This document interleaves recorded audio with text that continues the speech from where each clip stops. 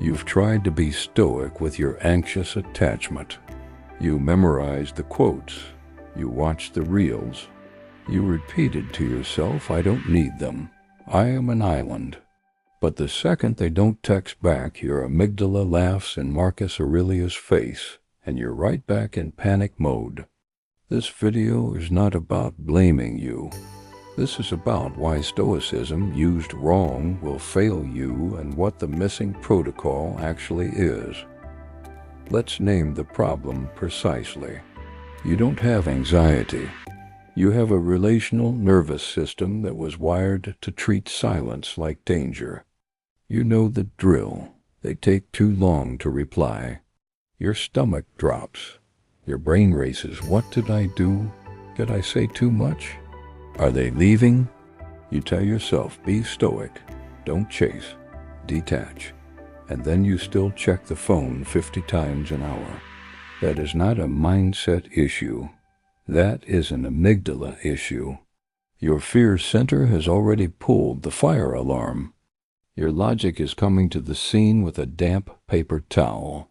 Stoicism fails for anxious attachment when it's used as a top-down, logic-first coping mechanism on a bottom-up, body-level threat response. Let's walk through a night you already know. It's 10:37 p.m. You sent the text 2 hours ago. Hey, that was fun today. Loved seeing you. You saw the text delivered.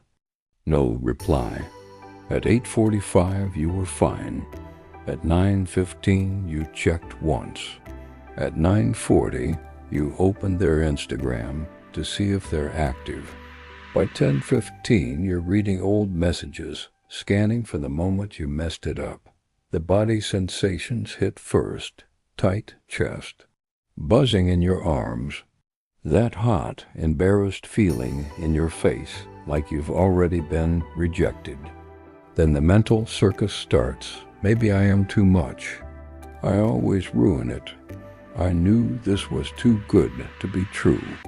I should have waited to respond. I'm too available. And here's where the fake Stoic scripts march in to make it worse. Real Stoics do not get attached. Just do not care. Detach from desire. Control only what you can control. So you try to white-knuckle it. You sit on your hands and repeat affirmations while your nervous system is screaming that you are in danger. That is not Stoicism. That is spiritual self-gaslighting. Real Stoicism never told you to be a stone.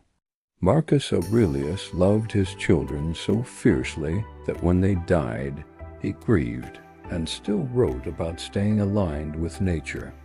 Epictetus did not say, do not feel. He said it is not things that disturb us, but our judgments about things. Here's what the quote dumpers never tell you. You cannot change your judgments while your amygdala is hijacking your prefrontal cortex. In anxious attachment, studies show your amygdala, the threat detector, lights up more intensely to social rejection and ambiguity. Meanwhile, the prefrontal cortex, the logic, the be rational, be stoic part, comes online late and weak. So when you are in a trigger, trying to be rational is like arguing with a fire alarm while your house is filling with smoke.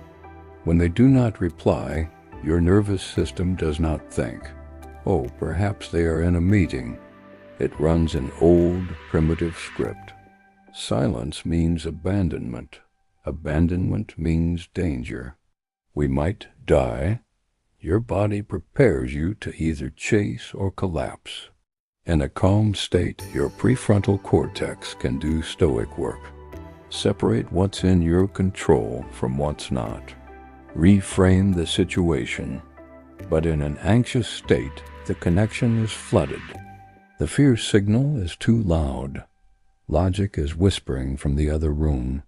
So what happens? You don't use Stoicism as philosophy. You weaponize it as shame. I should not feel this.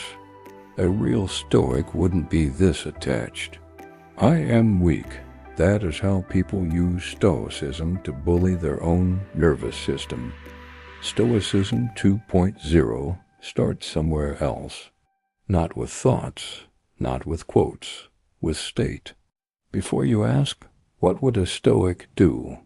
You have to give your nervous system a chance to step out of the fire, bottom up before top down, body before intellect. We regulate the oscillations before we rewrite the narrative. The missing protocol is simple to describe, hard to live.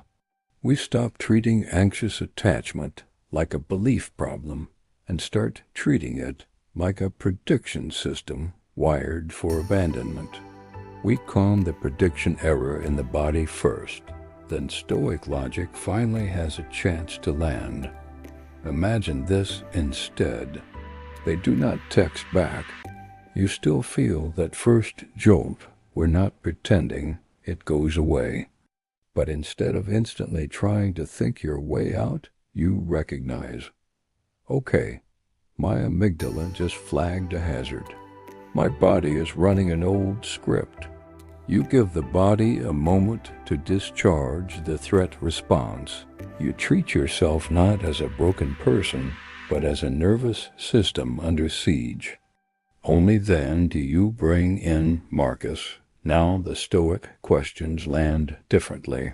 Is this person's silence really proof that I am unlovable, or is it a trigger from 15 years ago wearing a new face? Stoicism, used properly, is not there to erase your attachment system. It's there to give your attachment system a commander instead of a captor. If you saw yourself in this breakdown, the phone checking, the spiraling, the fake Stoic self-bullying, do not walk away thinking you just need more discipline. You don't need more quotes. You need a blueprint. We built Stoicism 2.0 as a nervous system operating system. It is not a feed of pretty ideas. It's architecture. Here's what we need from you. You need to be brutally honest about your pattern. Are you the one who over-texts, who stalks their social media, who says I am fine, then secretly explodes inside? Name it. That's your starting point. Now, here is your next step. It costs nothing to find out what's broken. Click the link for your free nervous system audit. We'll diagnose the leak. You decide if you want the blueprint to fix it. No pressure, no chase. You answer a few precise questions, all confidential. We tell you exactly which archetype you're running an oscillator, dopamine zombie or nice guy, and what's actually driving your chaos. If you're done guessing and ready to train your system like a warrior instead of a victim of the algorithm, the audit is the first step. We don't train timelines. We train nervous systems.